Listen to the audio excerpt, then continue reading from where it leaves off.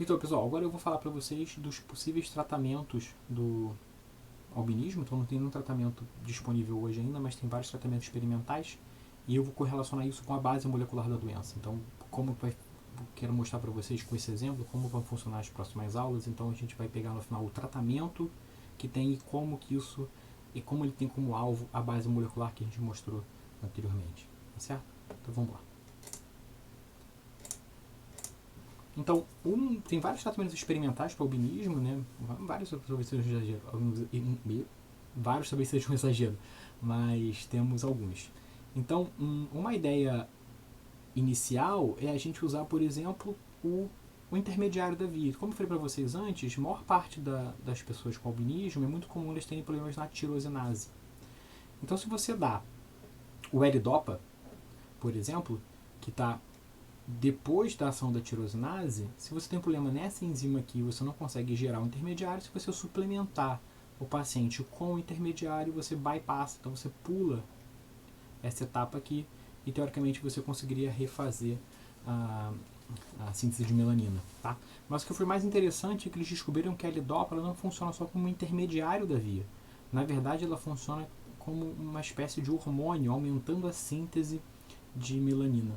Tá? Então, quando você suplementa em modelos experimentais albinos com L-Dopa, além de você estimular a síntese de melanina, porque você pula a etapa da tirosinase, então você vai gerar melanina, ele também tem receptores, tanto intracelulares quanto receptores acoplados à proteína G na parte externa da célula, que induzem então um aumento, uma regulação tanto da transcrição quanto da translação, então expressão gênica e síntese de proteínas, modificações pós-traducionais, então de ativação de diferentes ou inibição de diferentes proteínas, montagem de organelas e direcionamento de proteínas. Isso tudo melhora as funções dos melanócitos.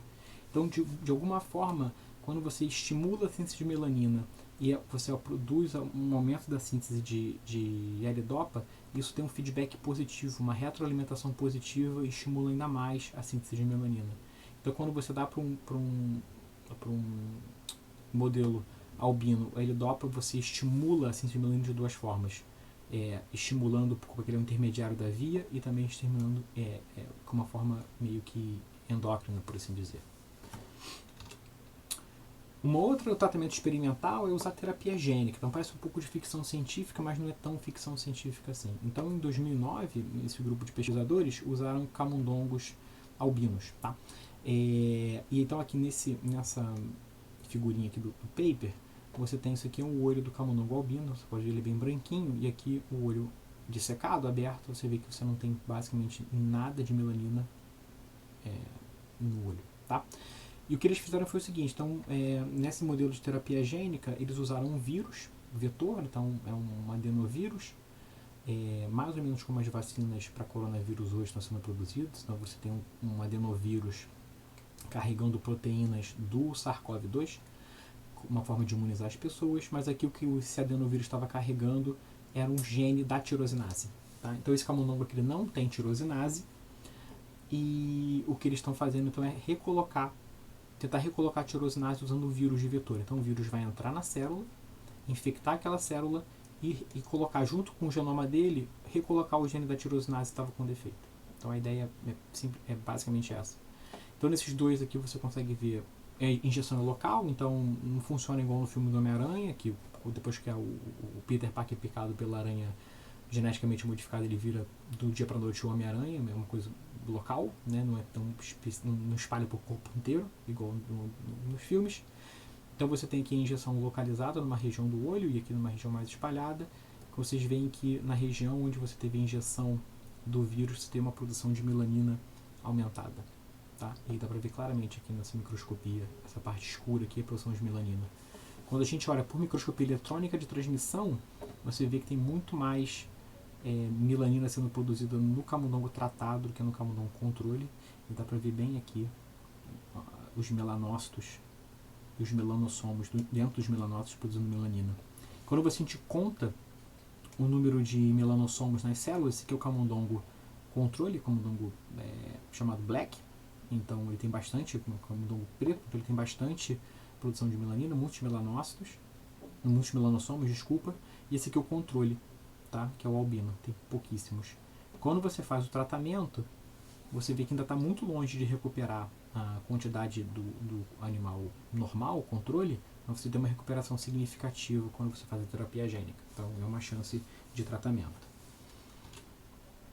Um outro tratamento experimental, e esse é farmacológico, é interessante, que é a utilização de nitisinona como tratamento. Como é que a nitisinona funciona? A nitisinona, na verdade, ela é um fármaco usado para o tratamento de uma doença também metabólica, que a gente vai falar na terceira semana, que é da degradação ou do catabolismo de tirosina. Tá? Então, quando você come lá um excesso de proteína, lá comeu, foi na churrascaria, não dá mais para churrascaria, né? Eu não tenho.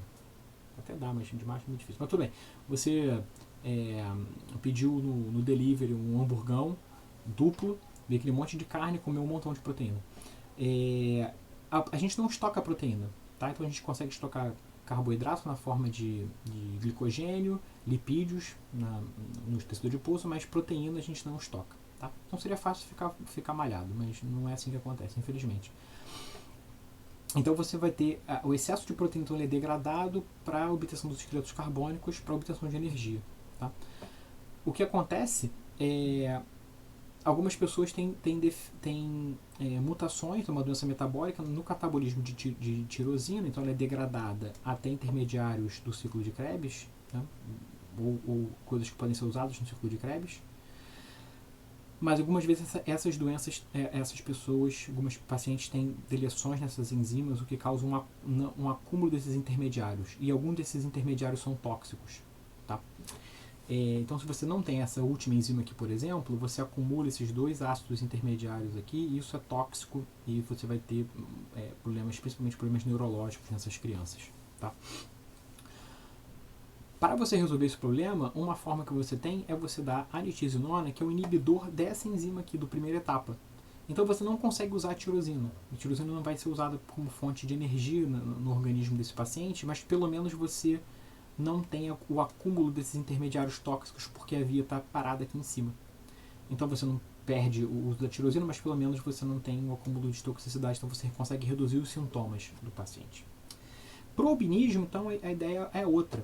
A ideia é, será que se eu tenho uma tirosinase que ela está presente, ela não está totalmente ausente, mas ela está só com um problema de velocidade de síntese, talvez o Km dela para a tirosina é um pouco alto demais, e aí ela precisa de muita tirosina para funcionar. Em condições normais ela funciona a uma velocidade muito baixa e a síntese de melanina é pequena e a pessoa desenvolve albinismo. Então a ideia desse tratamento é, será que se eu inibir a degradação de tirosina, eu aumento a quantidade desse aminoácido, e aí sobra aminoácido para a síntese de melanina, e eu consigo superar esse limite de velocidade de síntese da minha tirosinase que está defeituosa? Então a ideia é essa. Então eles fizeram com camundongo, tá? Primeiro, então a primeira coisa que eles fizeram é, vamos dar nitisinona para os camundongos e medir a quantidade de tirosina no plasma. Se a nossa hipótese for verdadeira, se eu der nitisinona, eu vou ter um aumento da quantidade de tirosina. E é o que de fato acontece. Então, quando eu dou nitisinona para o camundongo, eu tenho um aumento bem significativo em relação aos camundongos controles. Então, pode ser até cerca de 7 vezes de aumento. Tá? Então aumenta a quantidade de tirosina, mas isso é suficiente para a gente ter um aumento na quantidade de melanina? A princípio, sim. Então, se você olha de novo no olho, você tem, quando você trata com nitisinona, que é o azul escuro, você tem um aumento da quantidade de melanossomos, tá? Então funciona super bem no camundongo. O que os pesquisadores fizeram em seguida foi, será que eu consigo reproduzir isso em células de pacientes com albinismo? Então eles pegaram dois tipos de pacientes, então pacientes com duas mutações em OCA1, lembra, OCA1 é tirosinase, tá? Cultivaram essas células em cultura e deram 1 milimolar de tirosina pra caramba, jogaram um caminhão de tirosina na célula e mediram a quantidade de melanina. E aí, se vocês olharem, de fato você consegue, alguns tipos de pacientes, como mutação B, por exemplo, você consegue aumentar a quantidade de melanina sendo produzida. Então o problema desse paciente aqui o problema desse paciente é a tirosinase, mas pode ser revertido com excesso de tirosina. Isso não acontece no paciente OCA1A. E a gente pode ver que nas células no fundo do tubo, né? Se você comparar esse aqui com esse aqui está bem mais escuro. Então, com excesso de tirosina, a gente consegue aumentar a produção de melanina. Isso mostra, então, como eu falei para vocês, a importância de saber a base molecular da doença, que é a mesma proteína está defeituosa, mas os tipos de defeito é diferente. Esse paciente com mutação para OCA1, que é chamado de OCA1A, você pode dar um monte de tirosina para ele que não vai funcionar, o problema dele é outro. Esse aqui consegue ser revertido com excesso de tirosina. Então talvez a nitisinona funcione para esse paciente aqui, mas com certeza não vai funcionar para esse. Então por isso que é importante vocês saberem a gente saber qual é a base molecular da doença para conseguir escolher um tratamento ideal ou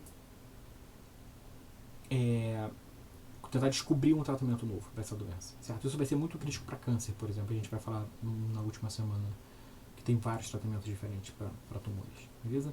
Então, albinismo é isso, e a gente na semana que vem vai falar sobre começar de verdade e falar sobre doenças do catabolismo de carboidratos. Um abraço e até semana que vem.